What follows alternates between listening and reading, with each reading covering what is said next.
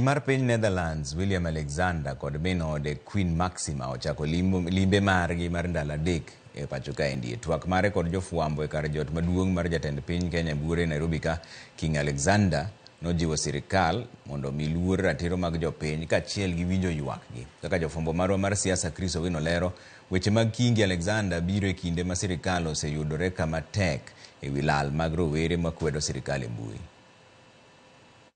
Limbe mar ndalo adek mar Kingi mar piny Netherlands William Alexander kod min ode Queen Maxima nyalo kelo mor e chuny jopiny kod rowere mag Gen Z mosebedo ka sayo piny owacho mar Kenya Kwanza kuom rocho ratiro maggi.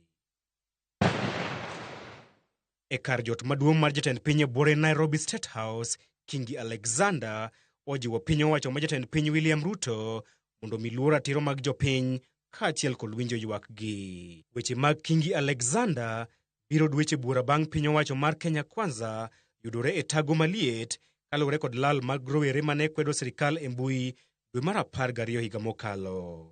We believe in the future of Kenya, a future that will be determined by the Kenyan people. With a population whose average age is 20, your country is fortunate that it can rely on the ideas and energies of millions of young citizens. The people of Kenya, like those of the Netherlands, want their rights as free citizens to be respected and their voices to be heard. Motelo ne limbe mare e pacho kae, piny owacho mar Netherlands ne oyango yudo ote machuok mohewo 300 mowuok e pacho kae mane ojiwo Kingi Alexander mondo kik yie kwayo mar limo piny Kenya e wi mano mane giwacho ni en rocho ratiro mag jopiny kod tend William Ruto. This visit provides an invaluable opportunity to strengthen existing collaborations, explore new frontiers, and accelerate mutual investment for shared prosperity. I'm pleased that our country's strong and mature relationship allows us to devote attention during this visit to issues like human rights, good governance, and accountability. We're grateful to have the opportunity to discuss the concerns that exist in these areas. Kata kamano, William Ruto kod Kingi Alexander opako tudruok e kind Nairobi kod Amsterdam e weche mag pur, arita kwe, limbe kaachiel kod ohala. Piny Kenya kod Netherlands bende ochuoko gi ogirimiti 3 mar nyayo sekta mar pur kod ohala.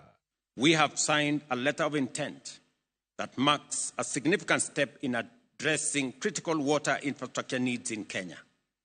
This includes an investment for the development phase of the Naivasha Special Economic Zone water supply and sanitation project. Our diplomatic ties go back more than 60 years, and Kenya's extraordinary development over those decades has been highly impressive.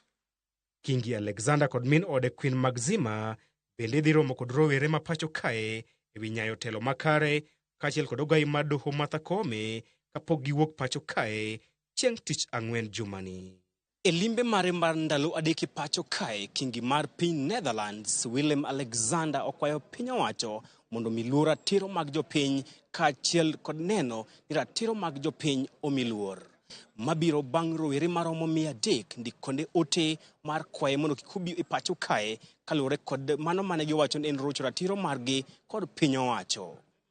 Chris Owino, Ramogi TV, State House, Nairobi.